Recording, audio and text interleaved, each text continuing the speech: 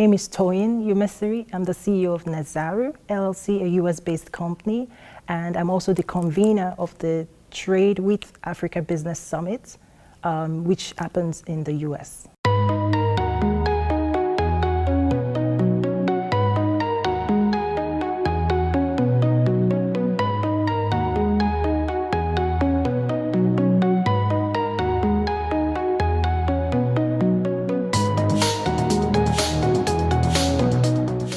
Basically, what I found coming from the business side and the global trade community in America is the fact that the business leaders in Africa have an opportunity to connect and partner with the business leaders in the US.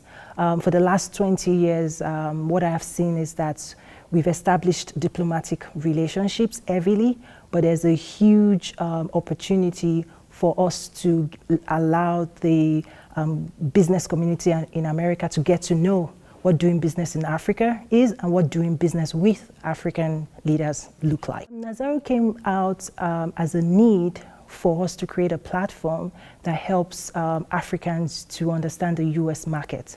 So just as we're connecting the business communities together, we also realized that within the global market, for me, I come from the retail space, working for the largest players in that space. And I quickly realized that African businesses and exporters, we have an opportunity to capture trade using AGOA. And it expires in a couple of years, and Nazaru is now, positioned to help African exporters access the US market.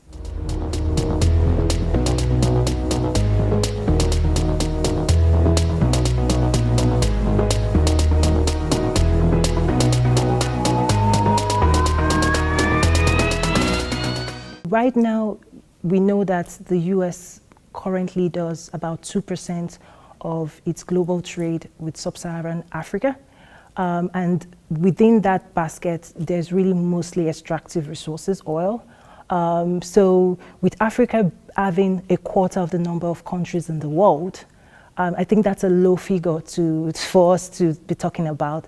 So there's room to grow. What it means is there's room to grow.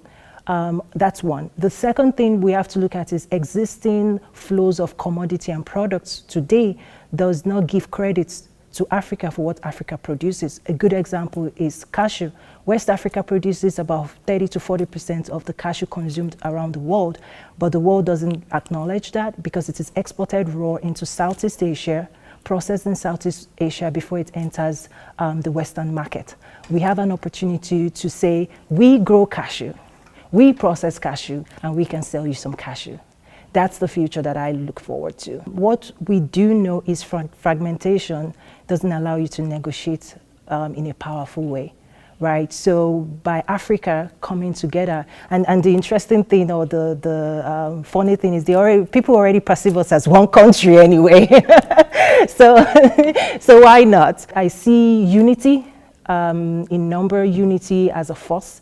Unity as a strong negotiating bloc on the global market to say as a unit we can go to the market and say this is our value, these are our people, this is our market, this is our infrastructure, this is how we want to play on the global market. It's easier for us to have that conversation united than divided.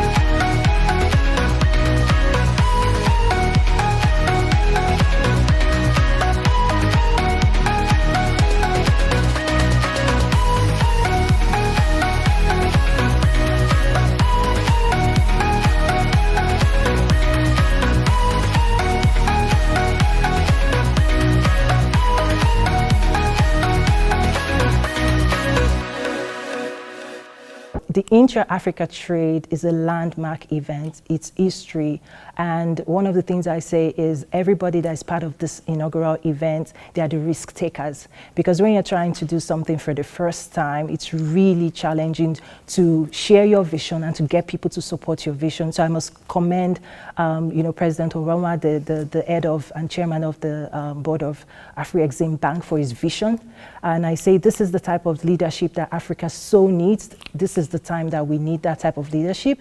And this is the first actualization of the African Continental Free Trade Agreement. It's not just we want to do. Now we can really say that we do believe in it. We are putting money where our mouth is. We mean business. Africans have showed up and they've told the world we are moving. So for me, this is history.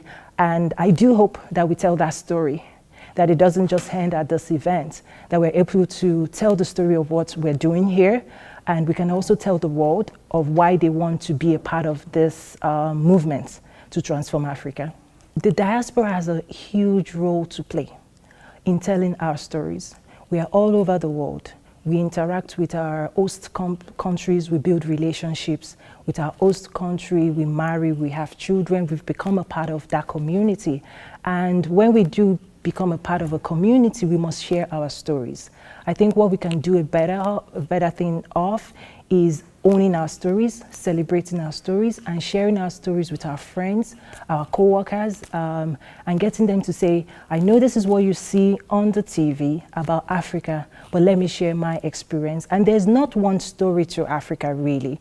I come from upper middle class. So actually, when I moved to America is when I knew how poor Africa was.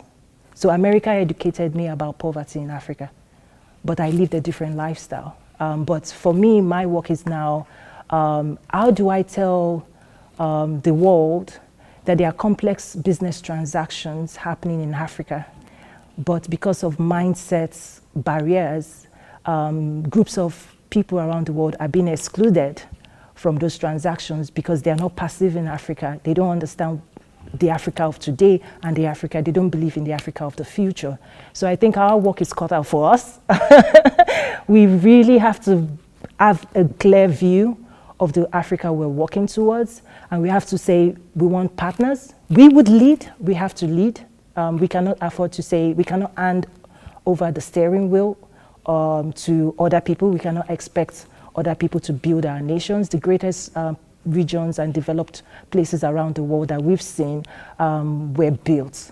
A nation is built, and we want to call on all the diaspora to please join those that are back home to say, we see what you're trying to do, we have the resources, we have the network, we have the expertise, we've seen the way the world works, and we want to be a part of that journey. So that's what I think needs to happen, and that's what personally I'm trying to do, to say, I may not be able to influence everybody, but surely I can offer myself, my resources, and my network. Like many diaspora, we leave the continent with passion, with dreams, with hopes.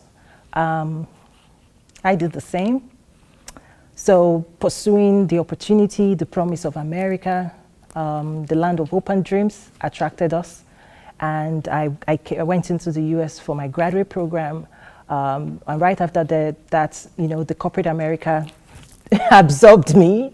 And I grew my career, my professional career, my personal career. I grew everything, and I rose through the ranks, and I got the opportunity to work for the world's largest company, Walmart, at the home headquarters. So I was really, really good, right?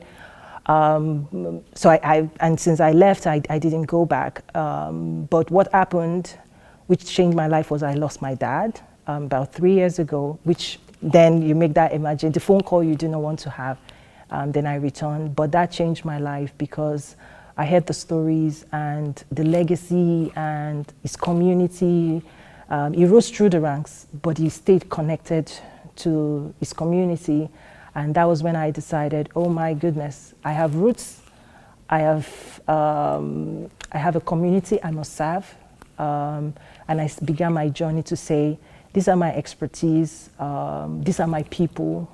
Even though I'm a citizen of America, I can never divorce myself from where I came from and the region that produced me. So I've been on that journey since. So it was an unfortunate, sad event, but it was necessary, because if it hadn't happened, I wouldn't be here.